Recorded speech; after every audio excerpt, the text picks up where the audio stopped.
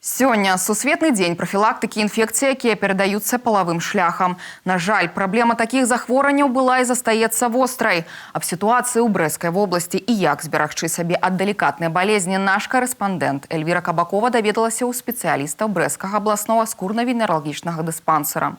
Ужо больш за 25 гадоў для Віктара Андрыюка сіфіліс, ганарэя, трыхаманіяз, хламідзіёз, ВПЧ не проста назвы дыягназаў, але і лёсы людзей, а часам і цэлых сем'яў. Сучаснай медыцыне вядома больш за 30 інфекцый, якія перадаюцца палавым шляхам. Акрамя таго, вірус імунадефіцыту чалавека ВІЧ. Несвоечасовае лячэнне прыводзіць да цяжкіх наступстваў. Цешыць адно, апошнія гады, як у Беларусі, так і ў Брэсцкай вобласці, адзначаецца тэндэнцыя да зніжэння тэмпаў росту захворванняў інфекцыямі, які передаются половым шляхом. В Брестской области наблюдается снижение по заболеваемости инфекций, передаваемых половым путем, но в то же время они действительно встречаются, такие как сифилис, гонорея, хламидии, микоплазмы, трихомонады.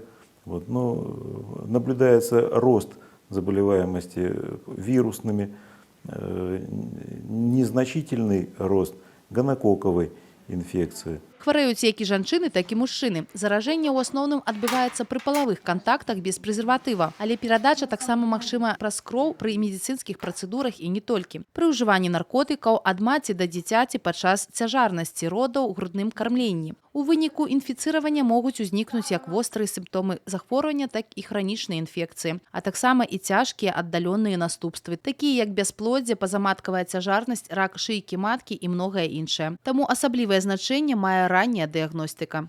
Методы диагностики инфекций, передаваемых половым путем, могут быть разные. Это могут быть пические, это могут быть культуральные, это могут быть серологические.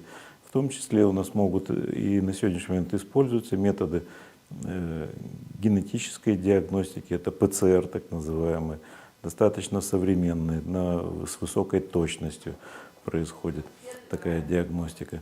Да, симптоматически. Змена рызыкоўных сексуальных паводзін насельніцтва – асноўная задача па прафілактыцы інфекцый, якія перадаюцца палавым шляхам. А наяўнасць пастаяннага палавога партнёра і бар'ерныя метады кантрацэпцыі будуць гарантыяй таго, што на прыёме ў доктара не давядзецца казаць пра далікатныя дыягназы.